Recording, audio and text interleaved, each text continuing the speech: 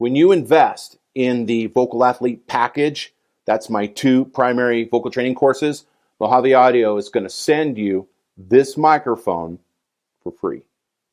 That's right.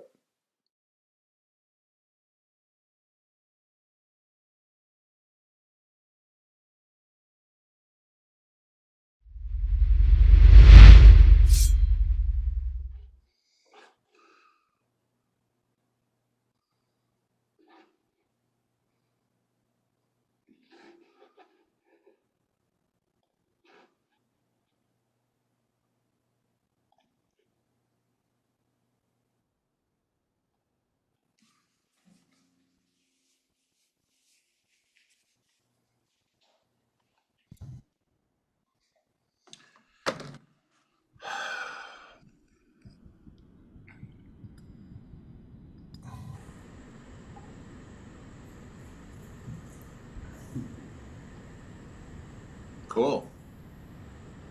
Julie. Joelle. Joelle. Like Noel.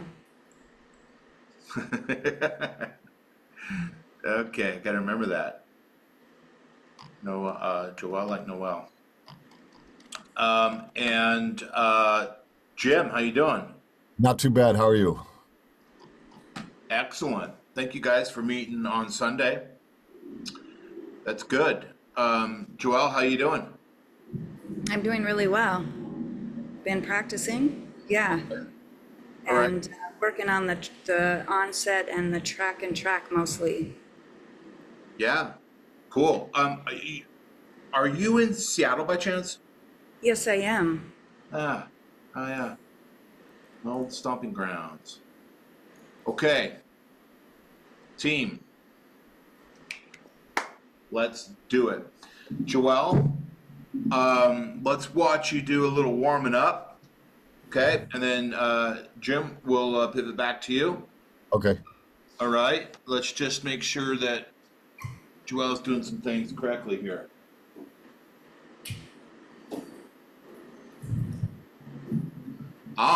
Microphone, ready to go. Okay, so Joelle, are you logged into the 4 Pillars of Singing? Oh, not at this moment. Should I be? Yeah, Okay. because we're going to train. Jim, are you logged into the 4 Pillars of Singing?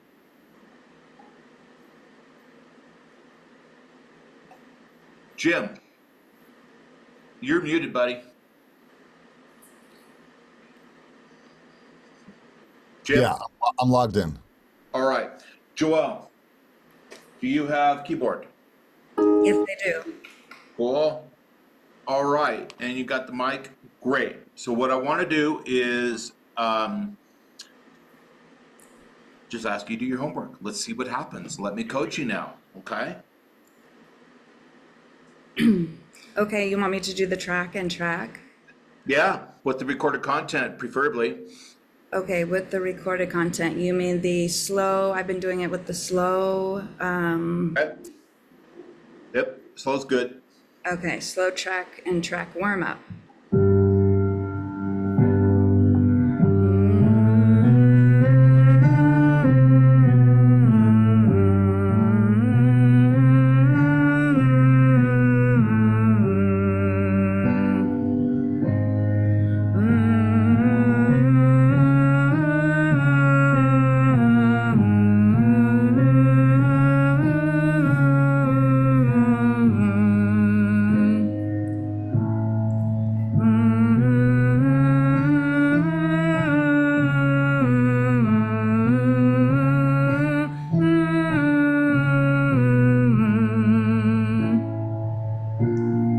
Pause.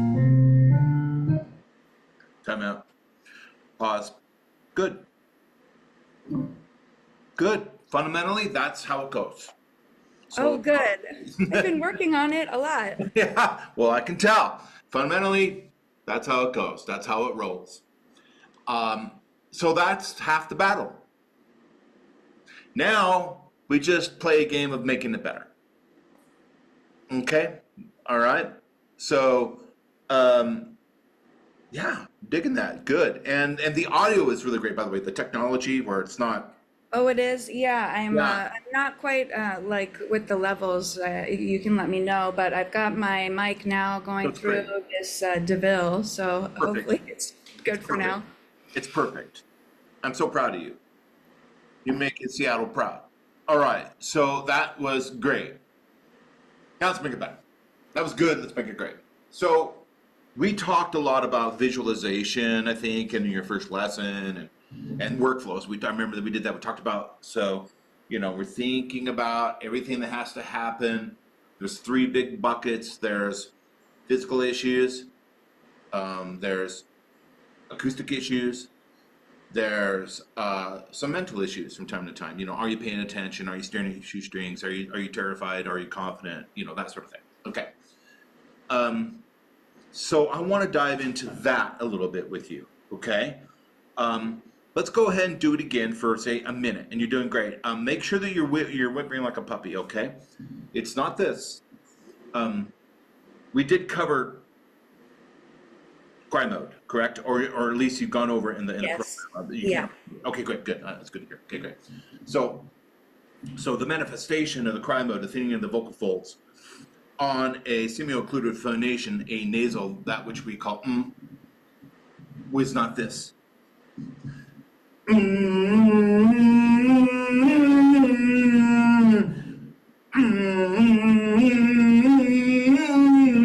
Or sort of like sitting on it, push, push, push, push. No, no. And people will do that.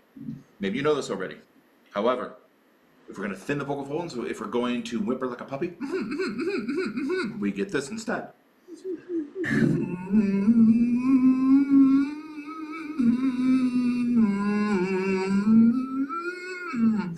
Now, my example that I'm not warmed up is a little weak, but you can hear the whimperiness. You can hear sort of the cry inside the mechanism. Great, good. Boom, ski boom. So I want to ask you to do this again, please. Let's do like 5 or 6 of them. Okay. Just Okay. remember to thin out. That is the most important thing. Thin the vocal folds, and so much more will start working for you naturally. Okay. So go ahead. Okay. I'm proud of what I you're will doing. try. It's good. Thin. Okay, I'm gonna pick up where I left off then. Sure. Yeah. Whimper like a puppy.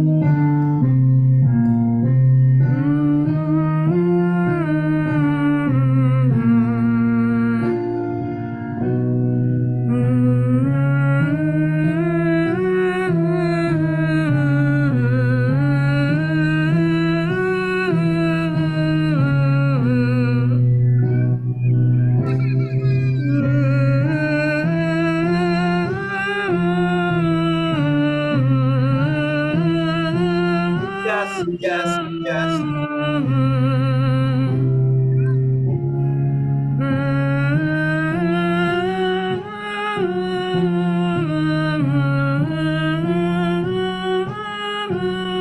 Perfect. Just great.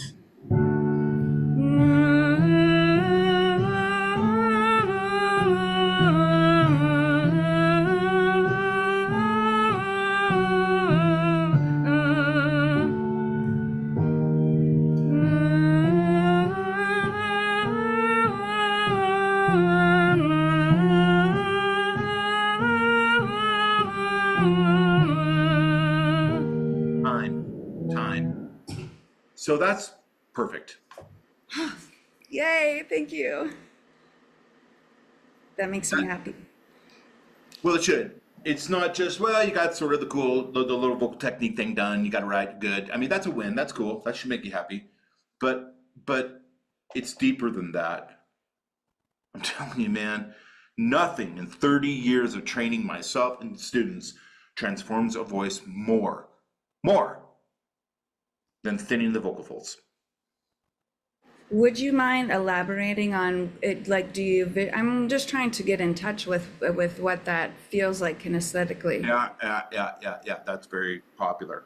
And I pulled out my vocal folds here. So let's do that. You did not get the cry mode lesson, but you're doing it great. So I can tell you've been in the content, haven't you? You've been in the content. It's great. You're awesome. Awesome student. Jim, she's doing great, isn't she?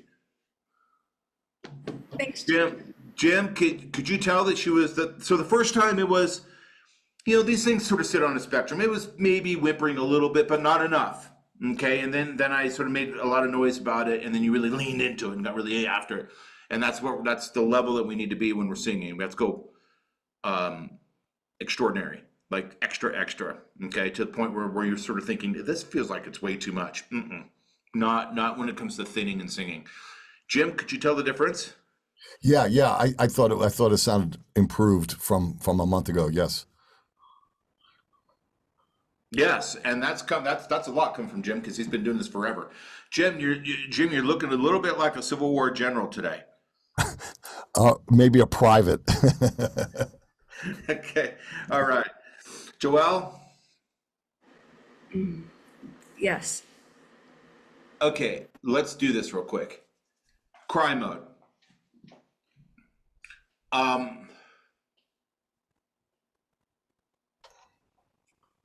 Cry mode is a intuitive physical mode. It's not intuitive to get into for singing, the context of singing, which we're going to get to in a second. But in the context of human evolution, our wiring, things like that, cry mode is, comparatively to other things like, say, singing with distortion, very intuitive. Okay, and in some sense, you can kind of equate from that statement, easier to learn, easier to pick up and build motor skills for. Okay, so cry mode is, if we go back in time, cry mode is the body's way of protecting the vocal folds, protecting the sound maker mechanism from being damaged when we are,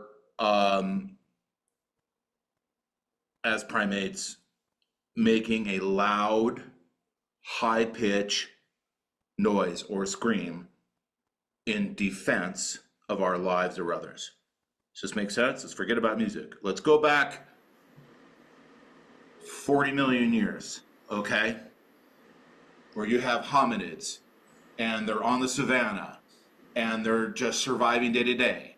They're being chased down by giant cats.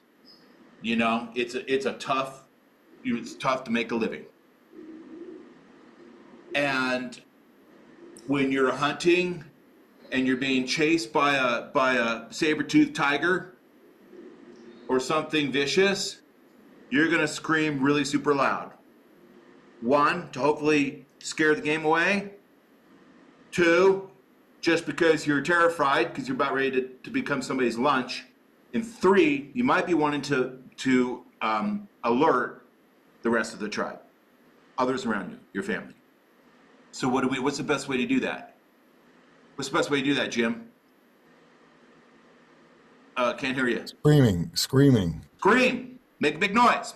So when we scream, all right, there's a chance of hurting the vocal folds, damaging it to the extent that after that one big blood-curdling scream, we can no longer speak anymore. Now you can't feed yourself, you can't communicate with the tribe. All right, I'm getting a little esoteric, but I think you guys are going with this. I hope you're enjoying the story.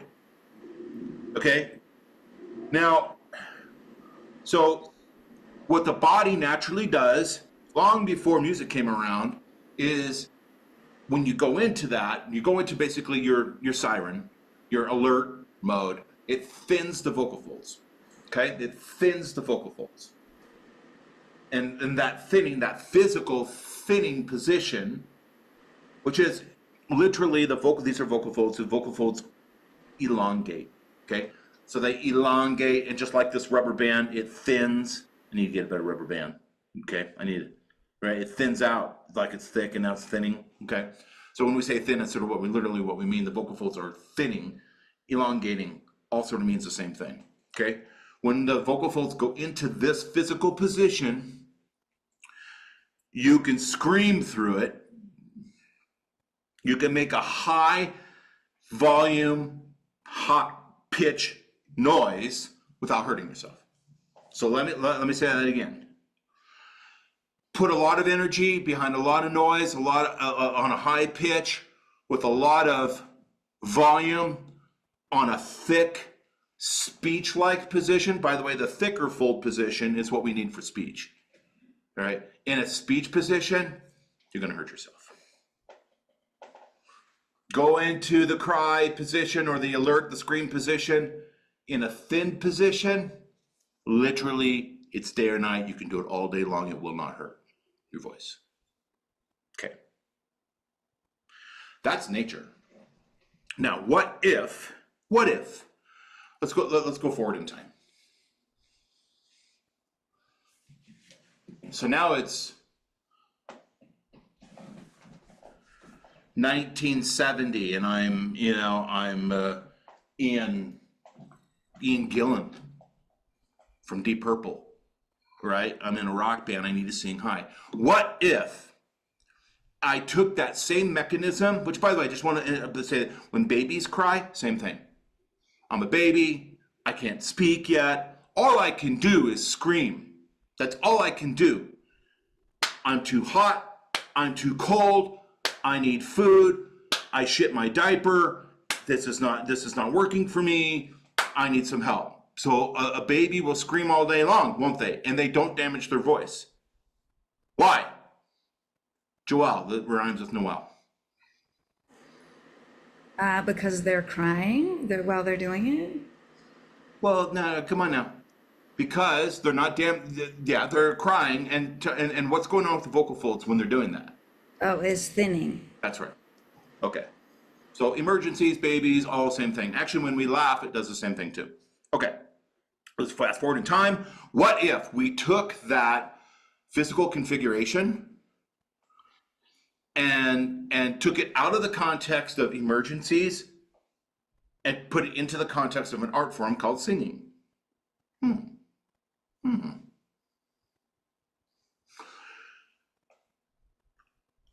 Could we arbitrarily in a different context? So now I'm very conscious of it, whereas in the other context, I'm not conscious of it at all. It just happens. But now I have to think about arbitrarily, that is to say, putting my vocal folds into an exotic position when I'm not scared, when I'm not sad, when I haven't shit my diaper and I need help. But what I want to do is sing some Queensryche, or I want to sing Barracuda by heart. What if I used that same position and applied it to my art form? Would I be able to actually sing high notes without getting choky and hurting my voice? Joelle? Sounds like, yeah. Absolutely. Okay. So cry mode is not really the natural thing. That's just crying. That's sort of something. Cry mode is really referring to singing stuff, singing technique. Cry mode is when we arbitrarily take the vocal folds and we thin them out, put them in that position so that we can lay in high volume, high pitch when we're singing, when we're screaming in music and belting without hurting our voice. So all around the world for all centuries, singers for all times have tried to sing high. When they sing high, what happens, Jim? For a lot of people, when they try to sing high, what happens, Jim? I mean, the voice cracks, it stops working. And what else? Give me some more. Once they get above the passaggio, you go into head voice and it gets all whispery and weak.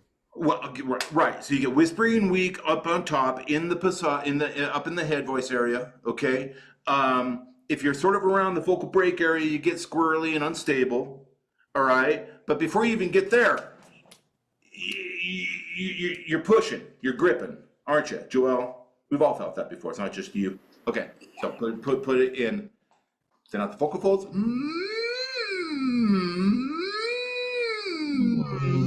Go right through. Right through. I wish somebody would have told me that when I was 18 years old. But, you know, it kind of took me like 25. I was kind of doing it already because I was a really decent singer. But when the light bulb turned on and became conscientious of it, what I'm coaching you to do, to be arbitrarily turning it on, to be singing and be thinking, I got to thin out my folds and get into cry mode. To be doing that took me 30 years. And literally overnight, I was singing better. I'm singing, Wheel in the Sky by Journey, Take Hold of Flame by Queensryche, all that sort of stuff that men love to sing, okay? If they can, hard. All right, so is that making sense, Joelle? Yeah, it makes a lot of sense. Thank you. You're welcome. Is that helpful for you? I hope Is so. helpful. I'm not sure I'll be able to put it into practice right away, but it makes more sense. It makes cognitive sense to me. Okay, great.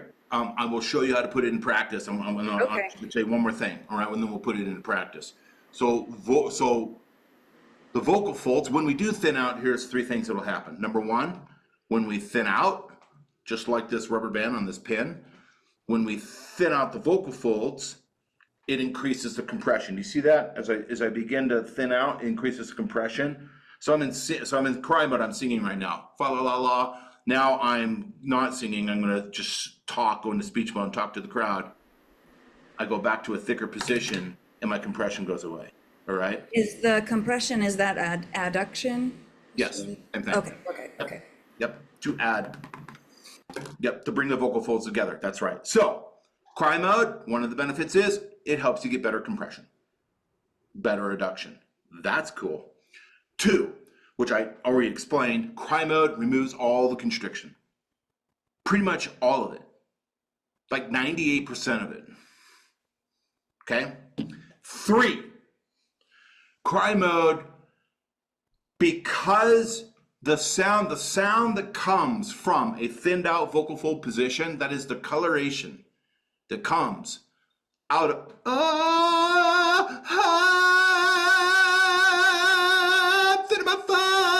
yeah.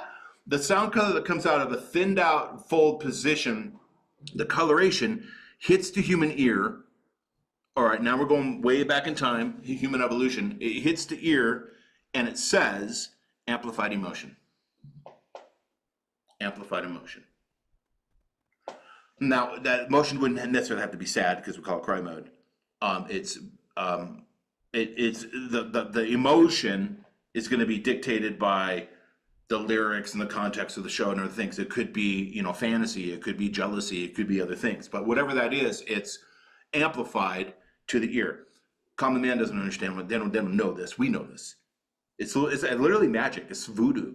If I sing, in the name of love, U2, Bono, that song about Martin Luther King, really cool song. If I sing that in cry mode, I'm going to touch the audience's heart much more than if I just shove and shout at it. Because the coloration that comes out of a thin out position is music to their ears. And they don't know why. Okay? Most importantly, removes the constriction. That is freedom. 2, improves your adduction, your compression, which is great for singing. You have to have that. And 3, actually makes it sound more beautiful and more touching and more emotive.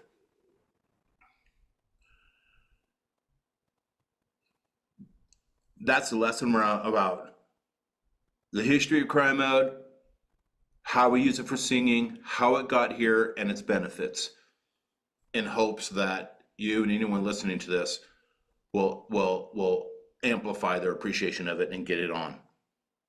Okay? Joelle, any questions from that? No. Okay. No. You asked for some Thank you. kinesthetics, and you deserve it. All right, so kinesthetics. In the program, early on, cry mode, you may have seen it, the 3-step vocal cry mode workflow game. Did you see that? Is that in the training videos? It is. Yes, I did see it. Okay. The 3-step vocal cry mode workflow game. All right, Jim, you remember this, don't you, Jim? We've done I hope so, but it's not. I can't tell you right now what they exactly are. Jim, you always say that, but you've done this a million times. All right, so Joelle, do you know the 3-step vocal cry mode workflow game? No, I don't. Okay, I'm going to show it to you. There's 3 steps. It's a workflow. Okay. Step number 1: I'm speaking to you. I'm phonating to you in speech mode. My vocal folds are not thinned out. They're in speech mode, which is a miracle, which is a wonderful thing, and has its own story of its own. But this is what I need to do when I'm doing what I'm doing right now. speaking, not singing. Okay, it's great for speaking. This thick configuration right now sucks bad for singing. Okay, so but when I'm singing that song, so I'm going to go from ground zero to the second step, which is I'm going to be speaking to you in cry mode. So I'm not singing. There isn't a melody. There isn't like a high note. There isn't some sort of something that would be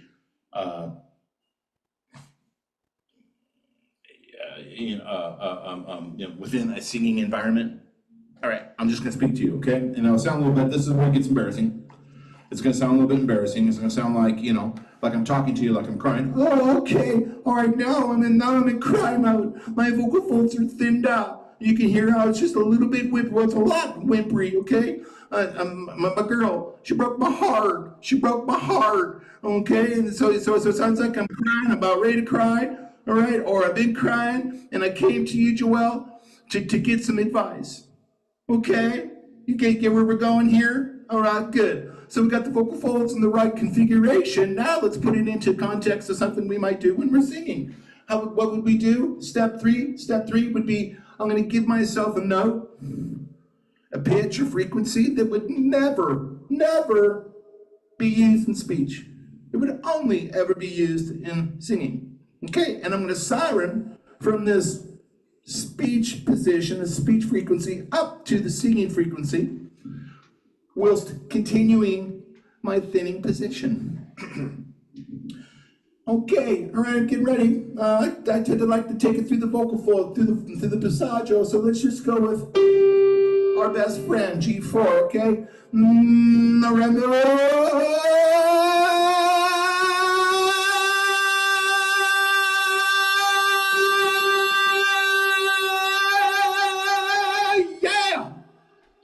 All right, there's no way I could go up to that G4 if I didn't thin out my vocal folds. If I had tried that in speech mode, it would get all grippy. You guys know this. It would get all grippy. There's no way I could push that through. So the only way to get that through is to thin out. Okay, so your question, Joelle, which is, well, can you give me some kinesthetic so I can kind of get a feel for it? This is exactly how you do it. The 3-step vocal cry mode workflow game. Does that make sense? That 3-step? Joelle? Can you just quickly repeat the 3 again? I can. Step 1, just speaking to you right now. Just I'm speaking to you I'm using speech mode and I'm speaking to you. Okay? My vocal folds are thick. Step 2, my vocal folds are thinned out. They're thinned out. I'm talking to you.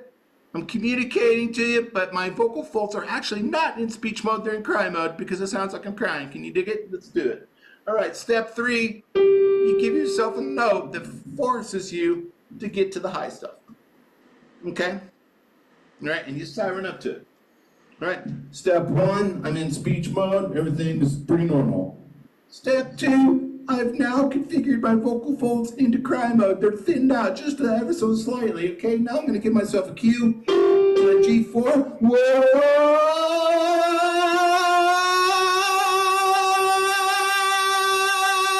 Yeah! Okay, and you maintain the thin up position as you descendo up to your target note. Make sense? Yes, thank you.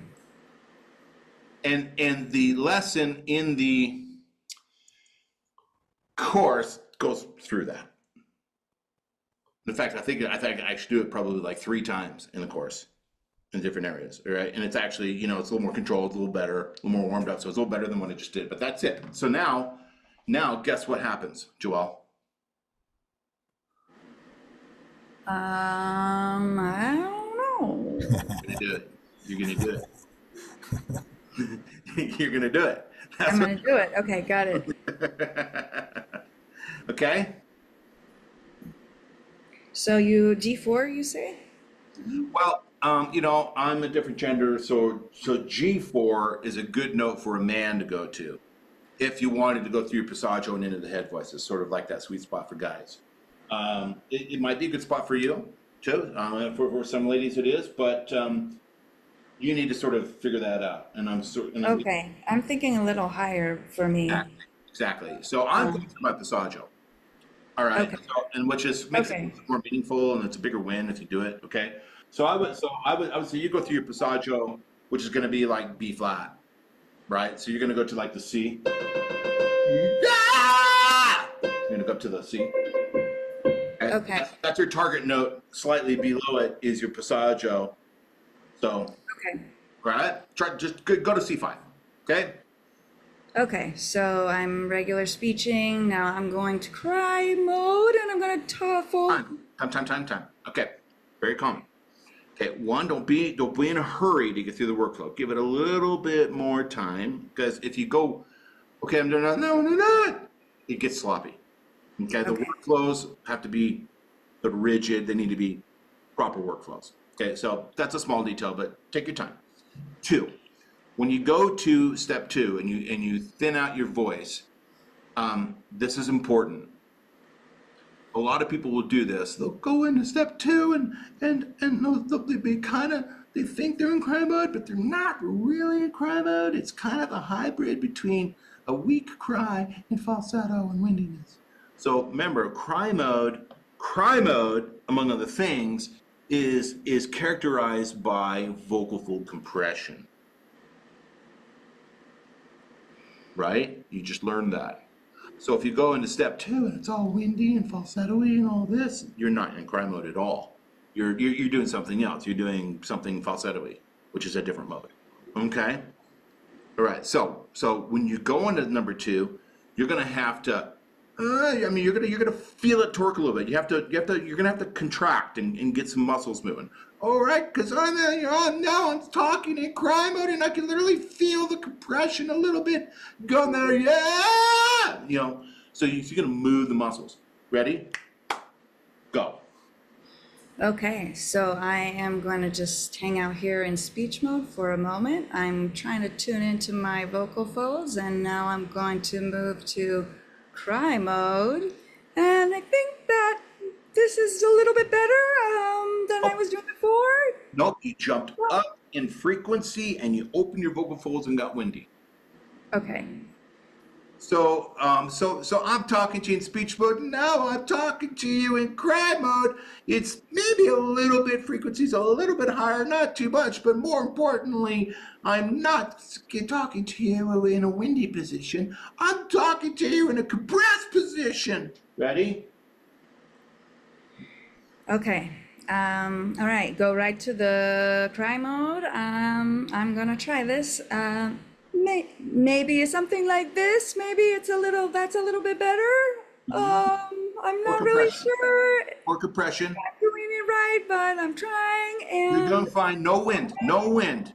Real tone. Real No tone.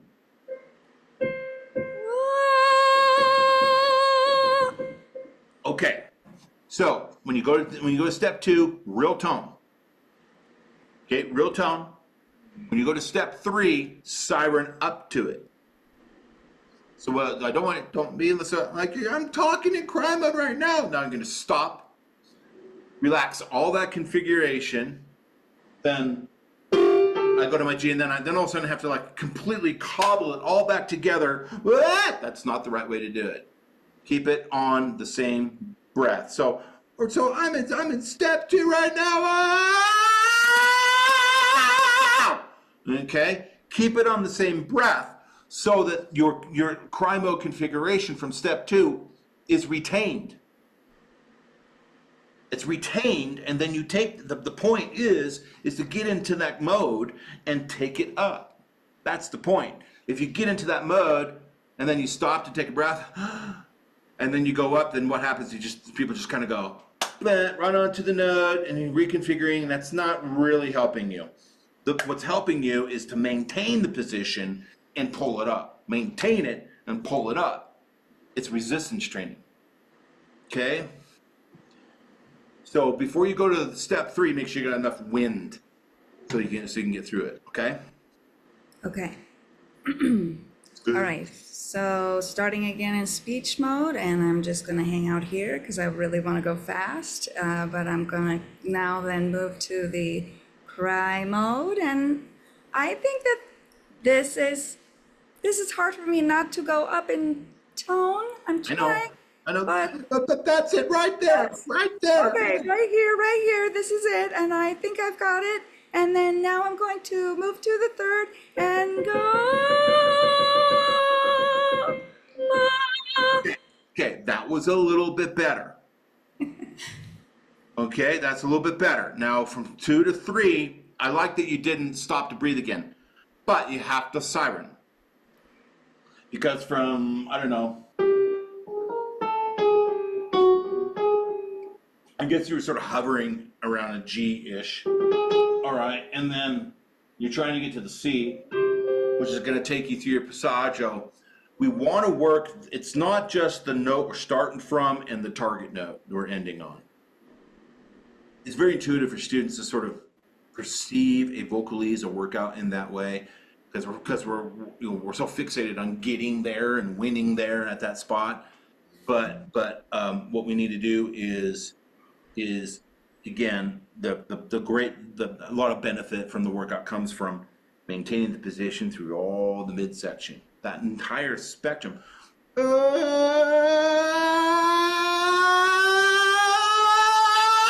Right?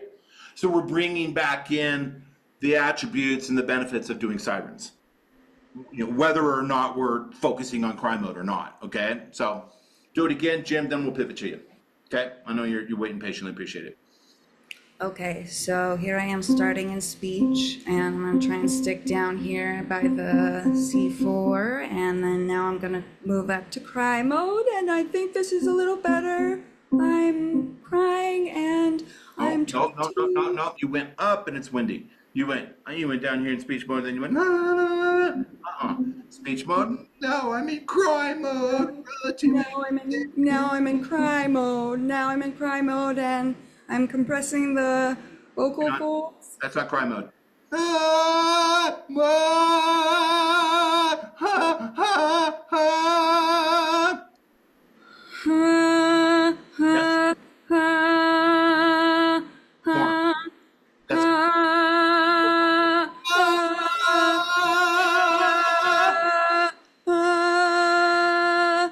Harder, more cry.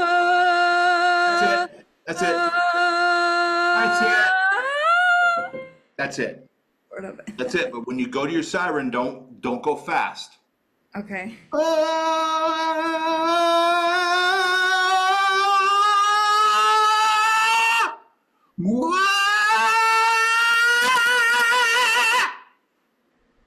Okay, I went very slow-ish.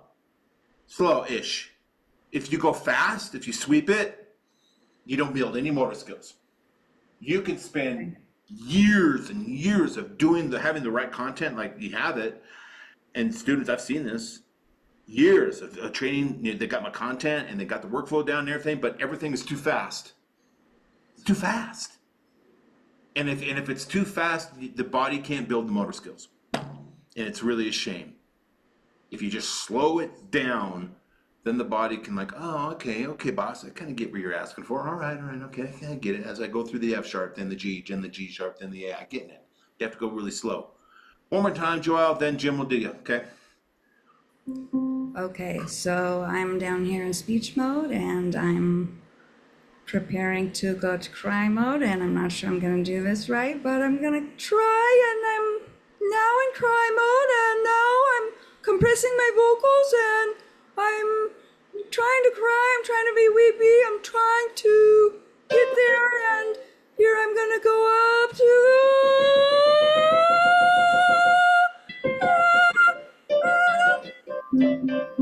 All right. Sorry, this is really hard for me. Is it hard? Yeah. Well, that's good. If it's hard, what does that mean, Joelle? What does that tell you? That's telling you something. If it's hard, what's it telling you? It means I need to practice. Yeah, it's telling you that we've hit that we've hit the sweet spot. That's if in vocal training, in strength building with vocal coaching, vocal training, when you find something that's hard, the great students that become great singers stop there. Makes sense. They all do. That's what I've done. They all do. All my buddies that are really amazing singers You find a problem, it could be a vowel, could be cry mode, could be just getting through the passage or whatever. That's where you spend the next 2 weeks until you get it figured out. You refuse to lose. Okay? Thank you. Oftentimes students will go, oh, that's the hard part, and then they skip over it and they do the easy stuff, and then before you know it, they're playing the song that they can sing real well already, and they're just having too much fun. Don't have too much fun. Work on building your motor skills through the hard parts, right, Jim? Yes. All right. Well, that is cry mode flim flam. So I hope that was helpful for you. You need to practice that 3-step vocal cry mode workflow game in the shower, in the car, walking to work, ducking into a stairwell for 5 minutes. You need to be very weird in society. People are like, what the hell is her deal? What is she doing? What's gotten into Joelle lately? And you just explain to them, I know it's weird. I know it's weird, but I'm just building my motor skills of my voice. And you'll see where this is going one day, folks. You'll see where this is going when I'm laying it out and I'm singing. Right? Thanks. On it. Yeah, I'm on it.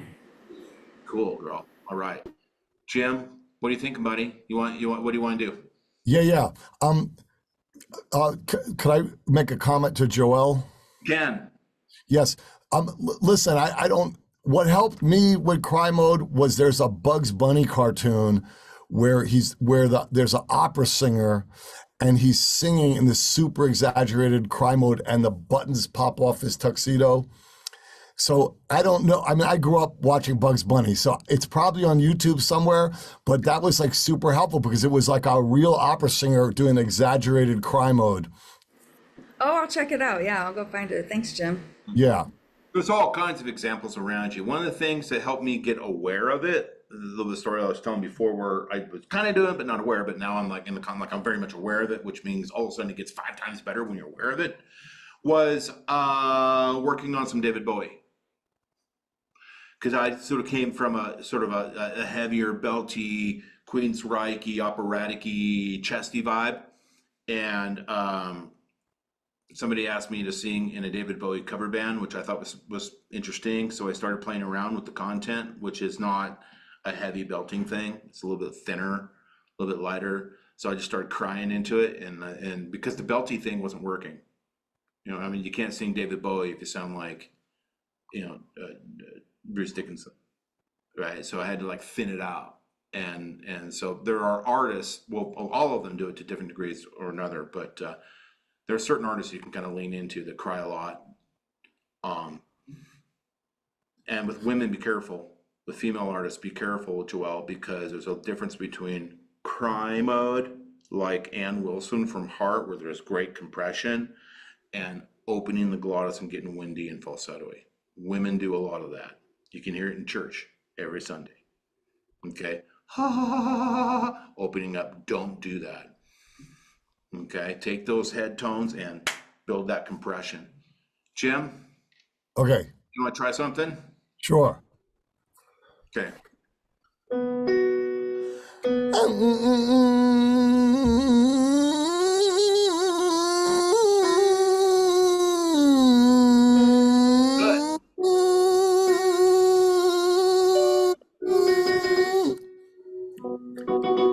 That's what I've been warming up with. Yeah, it's great, Jim. It's great, right through the passaggio. So can I just, I'm sorry, I'm interrupting you, please. No. What were you going to say? I liked it. Go slower, Jim.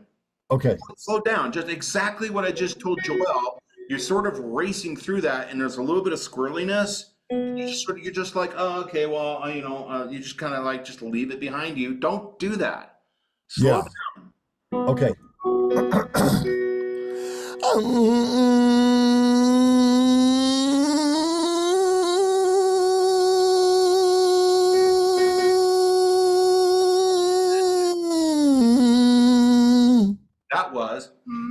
That was.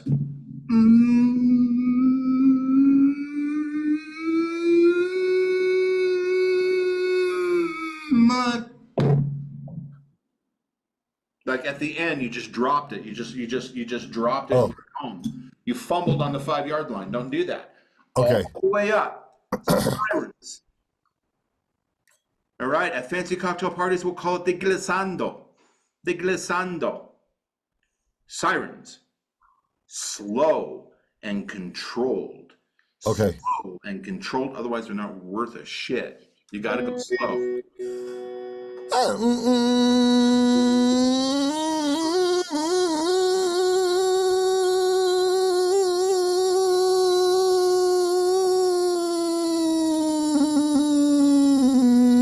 Yes.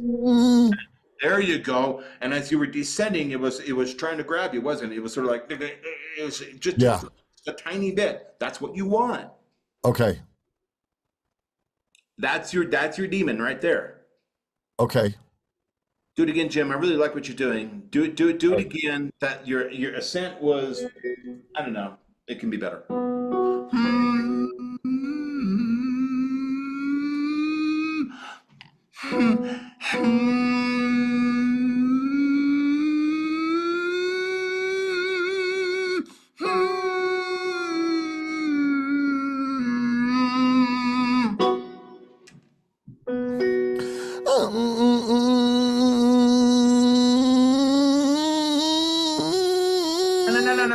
No. You almost had it.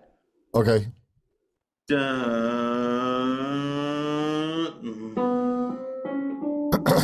Jim, when you get to about the E flat, you need to It kind of jumped. It jumped a little bit. Oh, that's what happens, right? It breaks.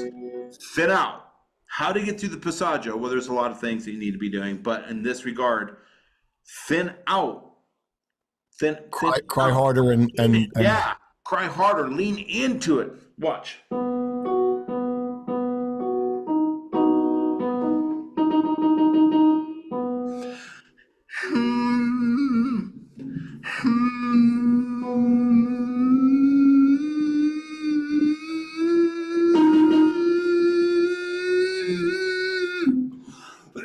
Excuse me. You know, I'm so ironed out through there. It's hard for me to demonstrate it because it's all already coordinated. But okay. I know what you mean. I think I know what you mean, though. Yeah, fight harder to the passaggio, please.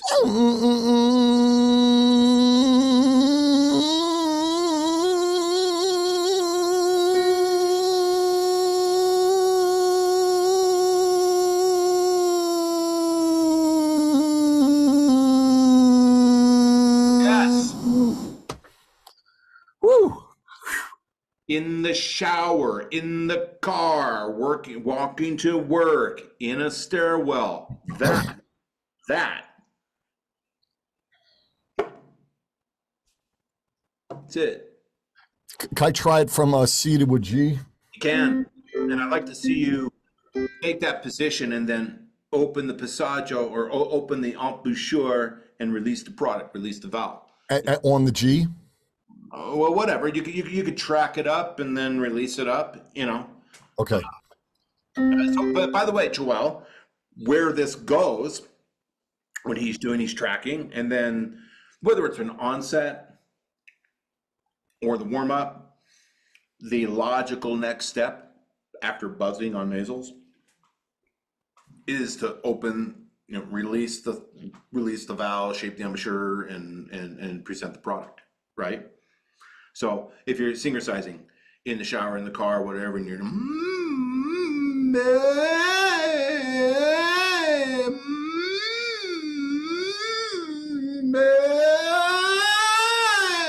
I'm driving, I'm in traffic, I'm bored.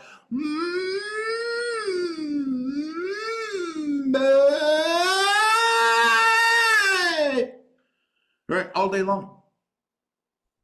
Track and release, track and release, track and release, track and release. Jim. All right, since I'm going to release, I'm going to stay on the beat of the F sharp. Yeah, okay.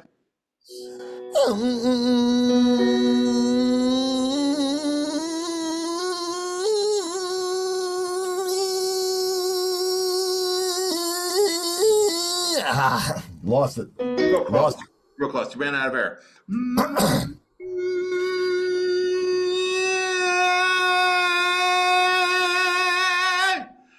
You put a little quacky compression on the front end of that, which is good. Okay. Yeah, I was trying to do that. Joel? Noticing that when he's getting that top note, there's a little bit of a me. That's intentional. It's echoing back to the quack and release onset where we do the hyper compression. You may have seen that in the program. So Jim's done a lot of quack and release onsets, a lot of meep, meep. Okay, so he's getting to that note and he's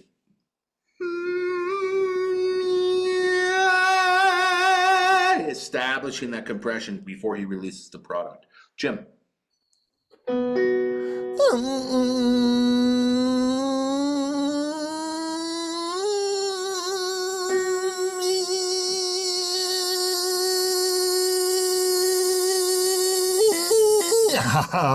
Oh man, so perfect until we got to the vowel. Okay.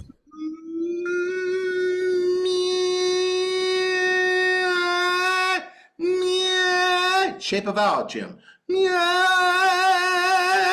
Steak and eggs. Steak and eggs. Steak and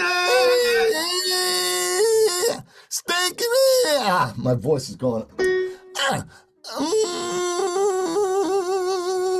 and eggs. You know, I had a sore throat 2 weeks ago, and it feels like it's. Hey, let's pop off the plosive. So another thing. Yeah, right. So so Joel, now we're pivoting to the dampen and release onset, which is characterized by using the plosive energy behind the plosive. All right. So in steak we have T, which is a plosive consonant. We can harness that energy to get the vocal folds compressed. So we do something like this.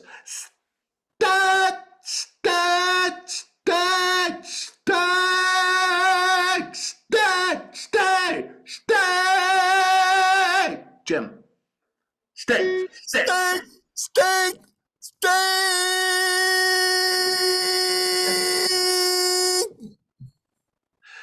Let's tune that vowel a little bit. That's a little bit of a stack. I want more of a We need more in your so we get steak.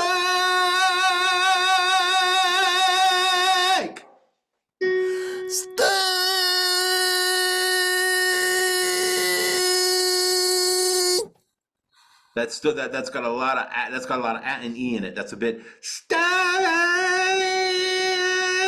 It's hovering around e and a. Bring in some curbing color. Steak. Bring in a little bit of or into and e's. It's a cocktail. That was a little better. Out of the gates, a little better. Fix your embouchure, please. Super embouchure, monsieur. Steak.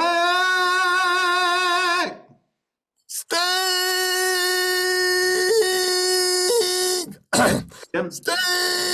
All right, Jim. Yes. Getting marginally better. Steak.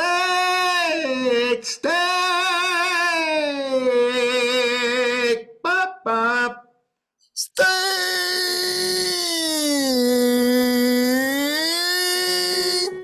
Good bridge. Okay.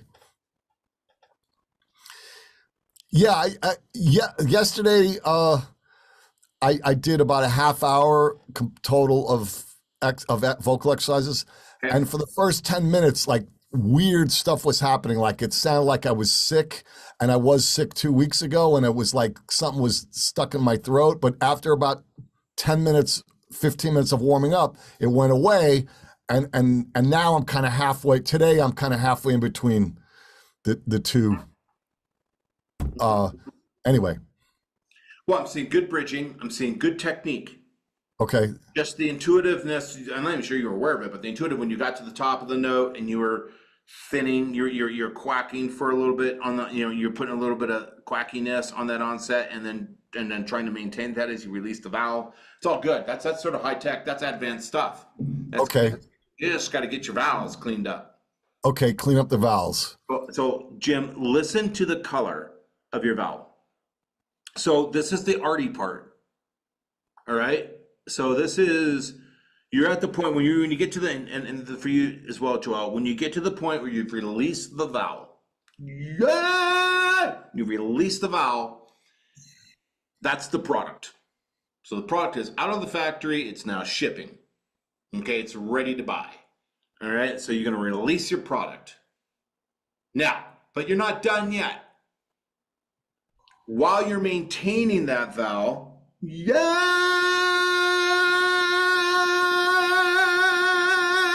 while you're maintaining that vowel, you're thinking, a great singer, a great student, is thinking about the coloration of that vowel. This is the arty part. This is sort of more the, it's a little more fun, a little more arty, where you're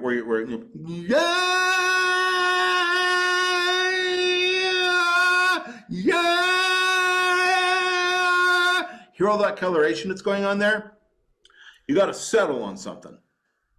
Preferably a cocktail of coloration that properly communicates a color that makes the audience think they're hearing a language vowel. Okay, so they still think they're hearing steak. They're actually hearing something more like stuck, but in the context they think they're hearing steak. Okay, that's fine. So accomplish that. And two, oftentimes bringing in and ishness. These are curbing vowels, Joel. All right. And I don't know if you've gotten to your acoustic modes yet. Edging vowels are bright and forward. Neutral is and then your back resonant vowels, your curbing vowels are the o, us, and the and o spectrums. Okay, they're darker, they're warmer. So what we do is A is an edging vowel, and we have to have a predominance of a-ishness so that the audience understands we're trying to say steak. Okay, so that's predominant of a-ishness, but I can't just go steak. It can't be all a on that note. It can be all a if I'm in speech mode down here and I'm saying steak, yes, but if I'm singing up here,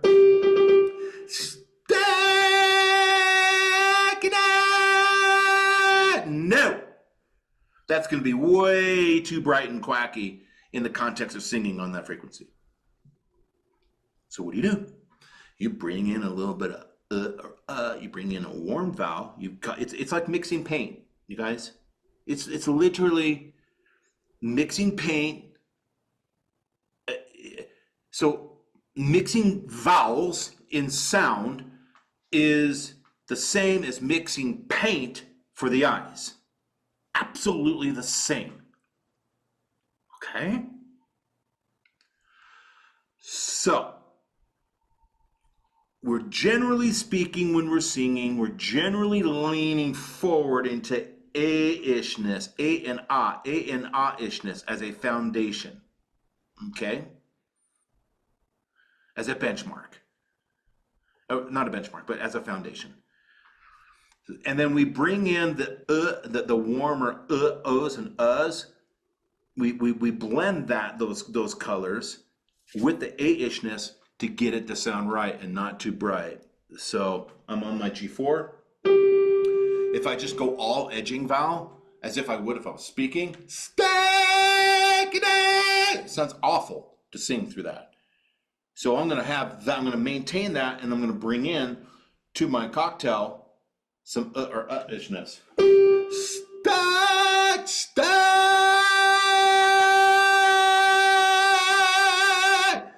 Can you hear, Joao? You can literally hear multiple colors simultaneously. If you listen, I'm going to do this again. You can hear a-ishness. You can hear a pinch of a-ishness, and you can hear some ishness. When I blend them all together in a male voice on a G4, you get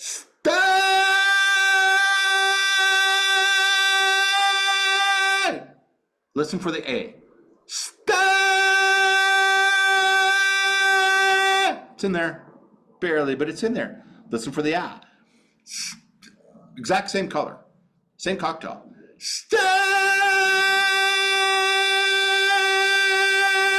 You hear the A? You do. You do hear the A. Now listen for the which is a little bit more easier to hear. You get a sort of an ishness in there. Do you hear that, Joelle? Yeah, I do. It's a big difference. Yeah, very subtle, but yeah. tuning vowels. Tuning vowels.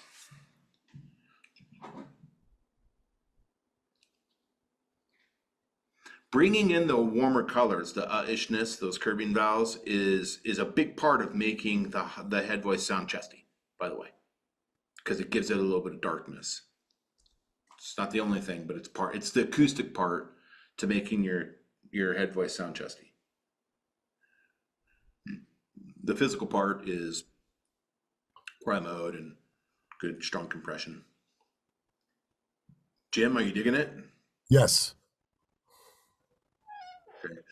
So I got into the weeds. It was fun, but let's go back. The whole point is once you guys, when you release the vowel, when you're tracking and releasing, when you release the vowel, don't walk away from it. Focus on that vowel and ask yourself, is this the color that I want? It's an opportunity to be artistic for a moment. Is this the color I want? Do I want something that's really sort of bright and at-ish, like, say, Klaus Meine from the Scorpions? Might work. It's not wrong. Might work for a certain song or a certain element or a certain style, or if that's your gig or whatever. But you have to decide for yourself. I like a color that's a little bit more dark and warm and sort of Jeff Tate-ish. That's what I like. But that's a personal creative choice. Joelle, women are going to benefit a lot by adding shades of and ishness into just about anything you do on a high note. Okay, because your vocal folds are literally half the size of a man, so you're at a higher risk of sounding shrill and quacky.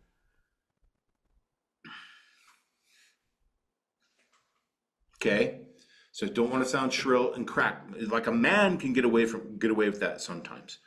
A man can get away with not dampening the larynx and not doing the warmer, darker vowels. And if he does that, you're basically Klaus Meine from the Scorpions. You can get away with it if you're a rocker. Okay. But if your woman not really, in my opinion, it gets sort of shrill and too quacky.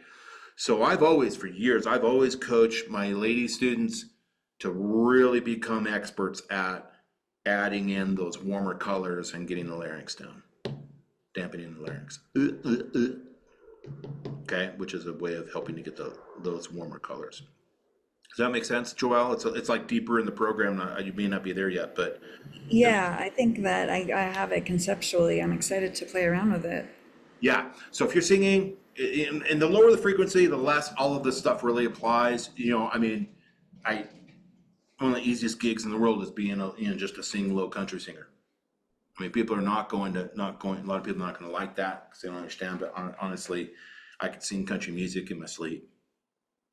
Okay, and there's other things that are difficult about it, like retracting the tongue slightly on R controlled vowels to get a nice yar, and then you get some cool effects going on to get it right. But anyways, when you're high, the higher we go, the more we need lessons. The higher we're going to sing, the harder it gets, generally speaking. The higher the frequency, the more we need to really dial into our advanced techniques to make it all work. The lower the frequency, the closer we are to speech mode and speech frequency levels where it's just easier. Okay?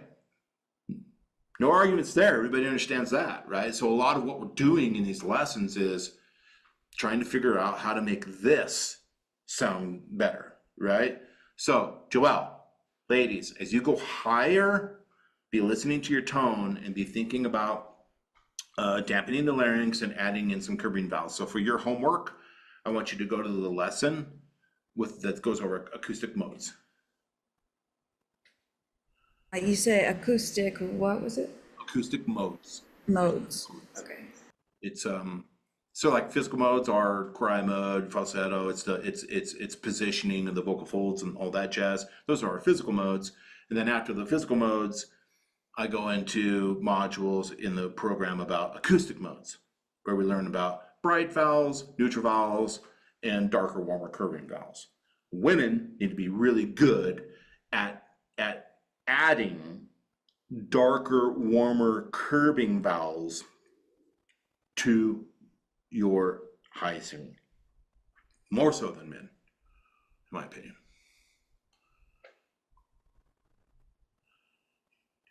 Does that make sense, Joel? I mean, I know it's a little esoteric. Yeah, I've got it down. I'm gonna be, I've been going back to the book and then kind of reading about what we talk about, so. Yeah, that's great. That's yeah. so perfect. Okay, so it's a little esoteric at the moment, but after you go through, you'd be like, oh, I totally get it now. All right, so acoustic modes and larynx dampening. It might be called larynx anchoring, larynx dampening. Okay, in the program. Really good for women if you want to sound sort of like, you know, belty and a little bit chesty on the high notes, and you do, because your alternative is to sound screechy. Good student, Joelle. Thank you. All right, cool. Jim, you need to shave, man. You need to shave. I got. I'm going to shave after I finish my book. After that, I just keeping this going. Jim, you got to get out of that studio. Yes. You've been in there for too long. True. All right. Well, give my best to the New Yorkers. And Okay. I'll see you guys in about another month. Hopefully that was helpful for you. It was great. Thank you so much. You're welcome so much. All right. Have a good month. Keep practicing. Keep month, training. everyone. Joelle, one more thing. Get on your feet somewhere. Maybe it's not in your apartment. Maybe you've got, you know, neighbors that don't understand or whatever. But make sure that now you're getting this stuff conceptually. Get one of these in your hand.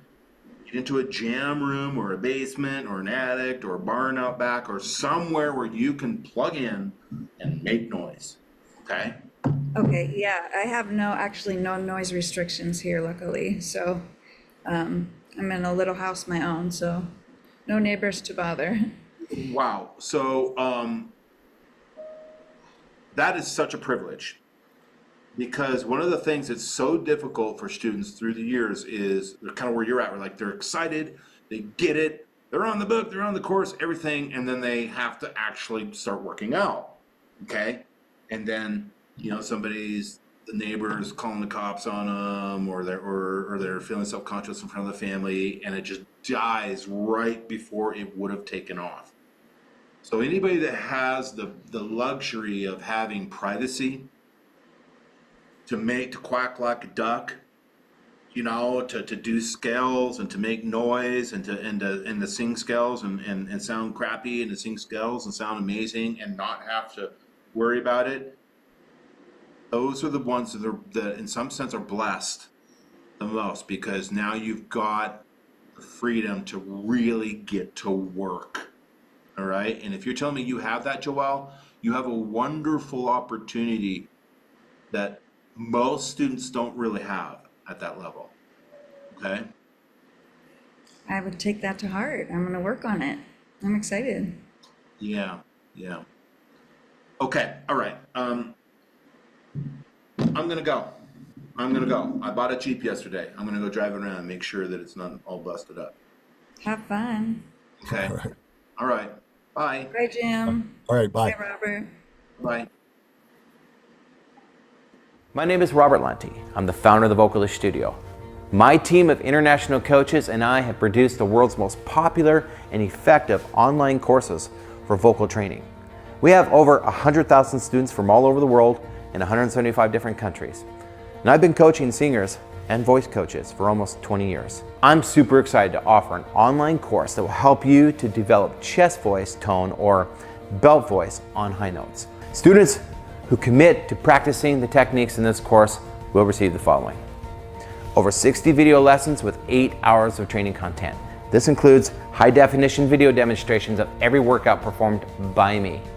That enables you to train right over the videos.